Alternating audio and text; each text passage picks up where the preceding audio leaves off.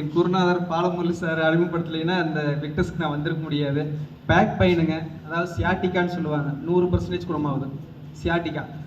அதில் பாதிக்கப்பட்டிருந்தேன். ரொம்ப 6 வருஷமாக இப்படி படுக்க முடியாத நாள் குப்பரத்தம் படுத்துட்டு இருப்பேன். ஒரு பெக் சாப்பிட்டேன். எங்கள் டீம் பேர் பெக் டீம். 1 பெக் கொடுத்தா போகுது, உடனே க்யூர் ஆகும். அந்த நாள் நிம்மதியாக தூங்கினேன், உண்மையிலேயே நிம்மதியாக தூங்கினேன். இப்படி படுத்திருந்தேன், வெடிஞ்சு இருந்துச்சு பார்த்தா இப்படி படுத்திருந்தேன். எனக்கே ஆச்சரியமாக இருந்துச்சு. ஸோ அதுலேருந்து எடுத்துக்க ஆரம்பித்தேன்.